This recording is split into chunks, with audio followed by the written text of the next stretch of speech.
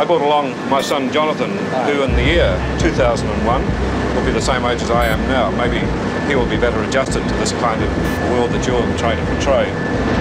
The big difference when he grows up, in fact, if we wanted to wait for the year 2001, is that he will have in his own house, not a computer as big as this, but at least a console to which he can talk to his friendly local computer and get all the information he needs for his everyday life, like his bank statements, his theater reservations, all the information you need in the course of living in a complex modern society. This will be in a compact form in his own house. He'll have a television screen like these here and a keyboard, and he'll talk to the computer and get information from it, and he'll take it as much for granted as we take the telephone. I wonder though, what sort of a life would it be like in social terms? I mean, if our whole life is built around the computer, do we become a computer-dependent society and computer-independent individuals? In some ways, but they'll also enrich our society because it'll make it possible for us to live really anywhere we like. Any businessman, any executive could live almost anywhere on Earth and still do his business through a device like this. And this is a wonderful thing. It means we wanted to be stuck in cities, we better live out in the country or wherever we please, and still carry on complete interaction with human beings as well as with other computers.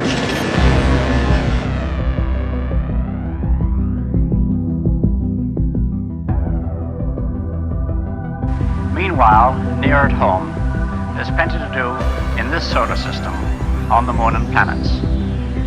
Today, we can just reach the moon. Tomorrow, men will be living there. 100 years from now, some men will call it home.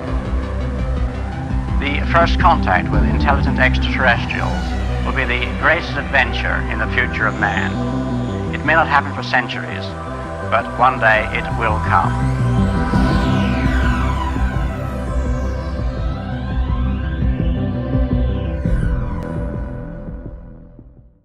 If what I say now seems to you to be very reasonable, then I'll have failed completely. Only if what I tell you appears absolutely unbelievable have we any chance of visualizing the future. I'm thinking of the incredible breakthrough which has been made possible by developments in communications, particularly the transistor and, above all, the communications satellite. These things will make possible a world in which we can be in instant contact with each other, wherever we may be, where we can contact our friends anywhere on Earth, even if we don't know their actual physical location. In fact, if it proves worthwhile, almost any executive skill, any administrative skill, even any physical skill, could be made independent of distance. I am perfectly serious when I suggest that one day we may have brain surgeons in Edinburgh operating on patients in New Zealand. With your hand, when that time comes, the whole world will have shrunk to a point, and the traditional role of the city as a meeting place for man would have ceased to make any sense. In fact, men will no longer commute, they will communicate. They won't have to travel for business anymore, they'll only travel for pleasure. In that world of the future, we will not be the only intelligent creatures. One of the coming techniques will be what we might call bioengineering, the development of intelligent and useful servants among the other animals on this planet. However, the most intelligent inhabitants of that future world won't be men or monkeys, they'll be machines, the remote descendants of today's computers. I suspect that organic or biological evolution has about come to its end, and we are now at the beginning of inorganic or mechanical evolution, which will be thousands of times swifter. Now, the present-day electronic brains are complete morons, but this will not be true in another generation. They will start to think, and eventually they will completely outthink their makers. On the other hand, if by some miracle a prophet could describe the future exactly as it was going to take place, his predictions would sound so absurd, so far-fetched, that everybody would laugh him to scorn. This has proved to be true in the past, and it will undoubtedly be true, even more so, of the century to come. The false prophets of sci-fi will have you believe that they can predict the future. With amazing accuracy, they can seemingly foresee how technology will change over the next century and beyond. To us today, in 2016, science fiction writers such as Arthur C. Clarke, speaking in the 60s and the 70s, can seem as if they can have the mark of a true prophet. Imagining in great detail inventions of the future that shape our society. When these visions of future technology manifest themselves and become reality, it would do us well to remember that such predictions are no great feats of prophetic wisdom, but merely the outcome of the imagination of the inventors themselves. We imagine, then we create. When we create and succeed, the imagination is already thinking, what next? When one invention is created, like the telephone, it is no great marvel to consider that one day it may be wireless like the radio, that one day everyone will have one and that they will fit into the palm of your hand. Yesterday's room-sized supercomputer is tomorrow's handheld device. Arthur C. Clarke. The most famous prediction on the future is his proposal of geostationary satellite communications. Published in the Wireless World magazine in 1945, this was not considered seriously at the time, but it became a reality within 20 years with the launching on 1965 April the 6th of Intelsat 1 Early Bird, the first commercial geostationary communication satellite. This prediction coming true might lead some to consider Clarke a prophet of some kind. However, as I said before, this is a gift of imagination and it comes from the Creator.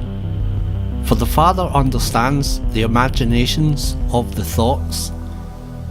Your own thoughts have imaginations. Is it then any wonder nor marvel that we can create what we imagine? It is only logical to assess and conclude that if we, created beings by the hand of the Creator, we must have the same ability to create. To make things without imagination, we would solely lack the ability to create. In Genesis, we have the Tower of Babel, a man-made creation that stood in rebellion towards God. In this we read, "And the Lord said, Behold, the people is one, and they all have one language, and this they begin to do, and now nothing will be restrained from them, which they have imagined to do." So it is not impossible that what we imagine will be possible. At Babel, it was not just referring to technological advancement, but also the evil they were willing to undertake. Imagination is not a problem. It does not become an issue of imagination itself, but rather the problem is what we imagine.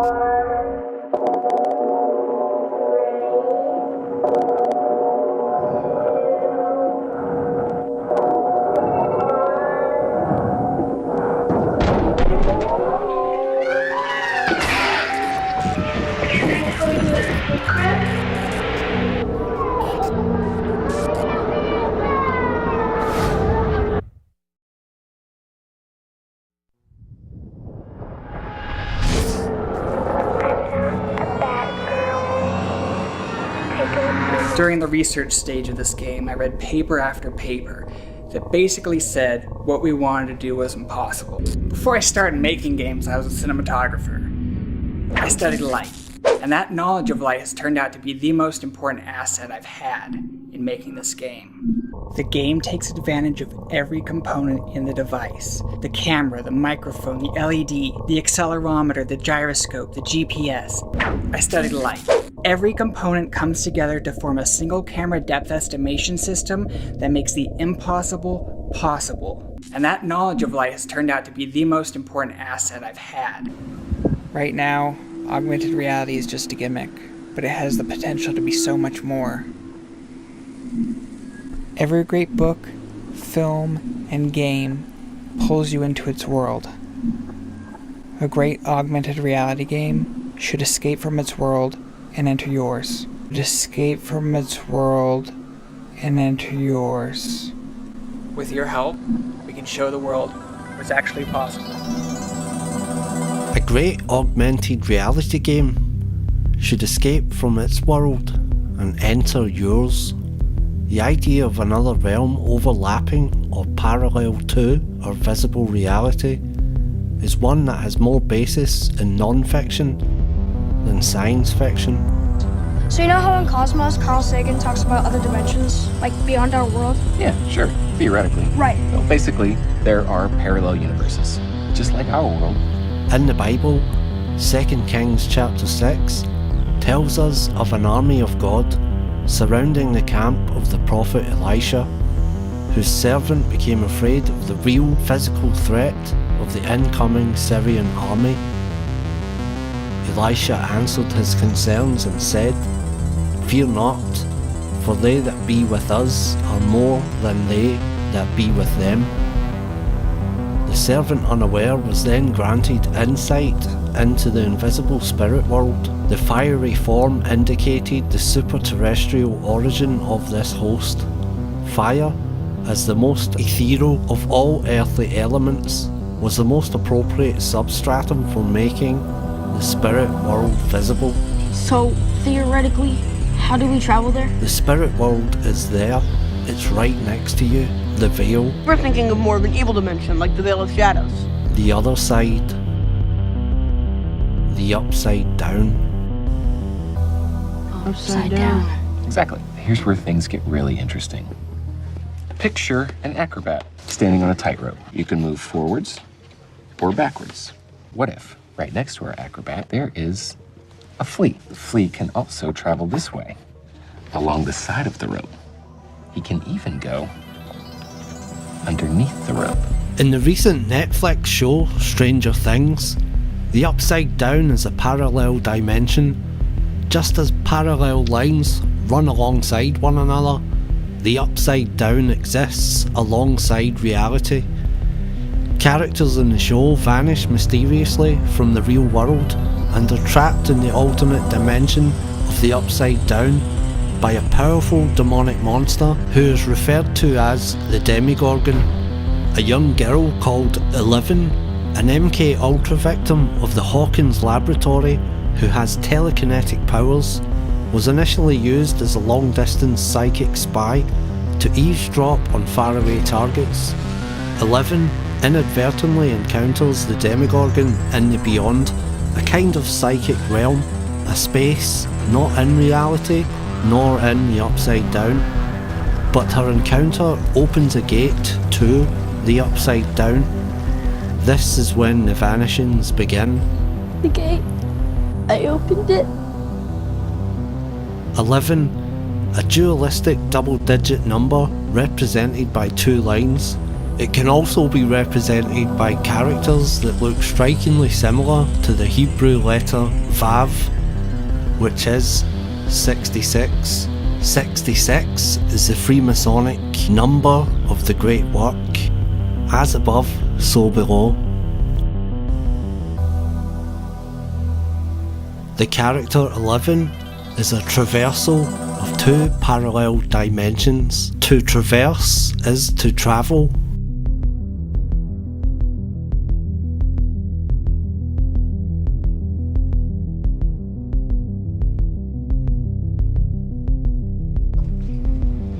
Maybe we can call you L, short for 11. In the word parallel, we have the number 11 represented by the two letter L's next to each other, and ending also with the shortened EL or L of 11, para-L.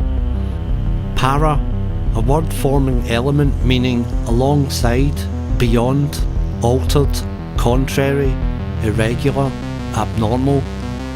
Beside, near, issuing from, against and contrary to.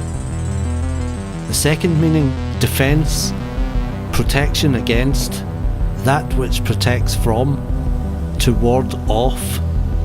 Parallel, beside one another, each other. See alias.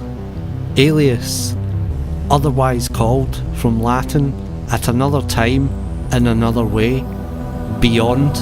Another word for alias is twin. I propose to you that 11 has a twin brother.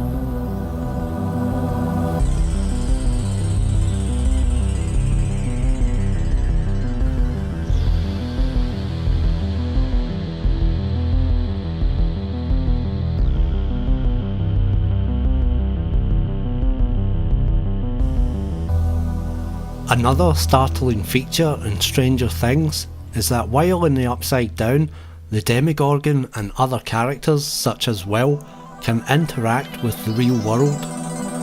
The presence of the Demogorgon causes changes in the electric lighting of the real world. Lights flicker, glow stronger, and even the young boy Will can use the lights to communicate from the Upside Down. He's trying to talk to you. Yes, through the lights. Mom. I know. Just watch. Please. Did you see that? It's the electricity, Mom. It's acting up. It's the same thing that fried the phone. No, it is not the electricity, Jonathan. Something is going on here. He signals messages to his mother, and the mother becomes obsessed with lights and is convinced Will is still alive. Decorating her home with masses of festive lights, she scrawls an alphabet on the wall so that Will can light up the light bulbs associated with letters to make up words. Here we have communication from the spirit world through technology. The lights. Department of Energy, what do you think that means? It means government. Military. Why does it say energy? Just trust me, alright? It's military. My dad's told me before. Mike's right. There's soldiers out front. Do they make like light bulbs or something? No, weapons. To fight the Russians and commies and stuff. Weapons. This is not the first time we have an example of attempts to communicate with the other side. The origin of the television set was heavily shrouded in both spiritualism and the occult. In his new book, Ghostly Apparitions, author Stefan Andriopoulos states, in fact, as its very name implies, the television was first conceived as a technical device for seeing at a distance, like the telephone, speaking at a distance, and the telescope, viewing at a distance. The television was intended as almost a magical box through which we could watch distant events unfold, a kind of technological crystal ball. What's central to the argument is that these devices included instruments specifically designed for pursuing supernatural research, for visualizing the invisible and showing the subtle forces at work in everyday life. In his words, these were devices developed in occult research, including television-like devices invented in the name of spiritualism towards the end of the 19th century, that later played a constitutive role in the emergence of radio and television. Clairvoyance, a word that literally means clear vision, but that has now come to refer almost exclusively to the supernatural ability to see things at a distance or before they even happen. That being said, the idea of communication or sending information through light bulbs in your house sounds very much like a science fiction novel, doesn't it? So we have the infrastructure there. Look at the ceiling. You see all these light bulbs. Can we use them for communications? And there's one thing we need to do is we have to replace these inefficient incandescent light bulbs, fluorescent lights, by these new technology of LED light bulbs. An LED is a semiconductor. It's an electronic device.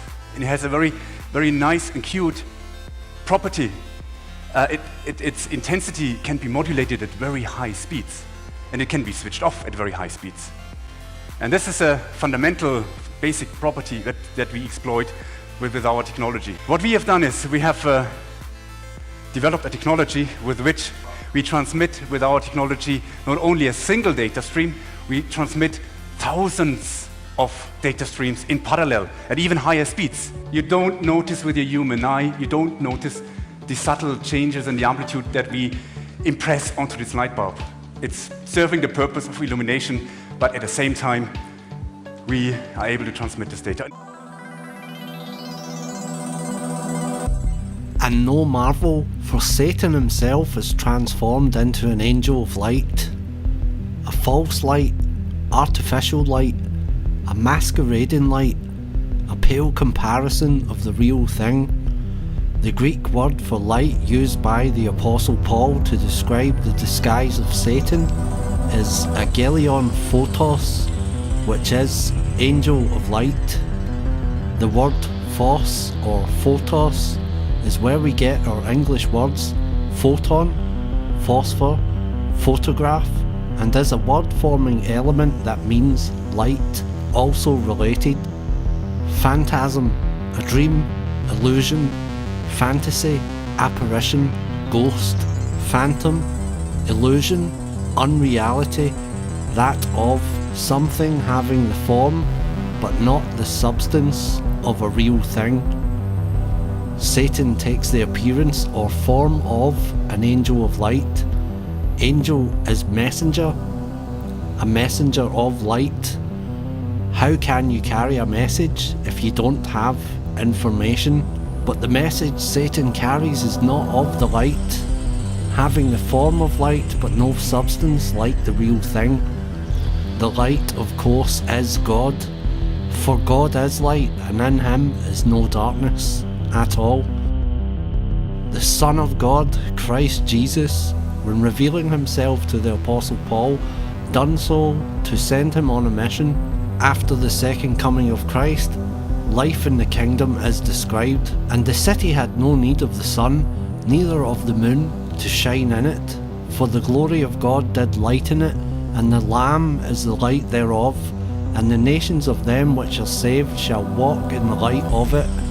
And the kings of the earth do bring their glory and honour into it, and there shall be no night there, and they need no candle, neither light of the sun, for the Lord God giveth them light, and they shall reign forever.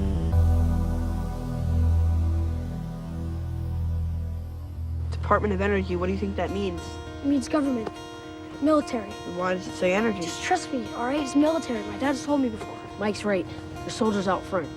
Do they make like light bulbs or something? No, weapons. Weapons. Hello, darkness, my old friend. I've come to talk with you again, because a vision softly creeping left the seeds while I was sleeping, and the vision that was planted in my brain still remains within the sound of silence.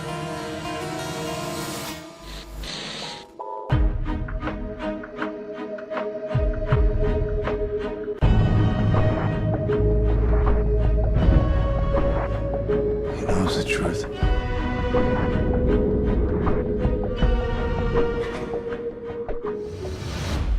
Let's wake them up then, shall we?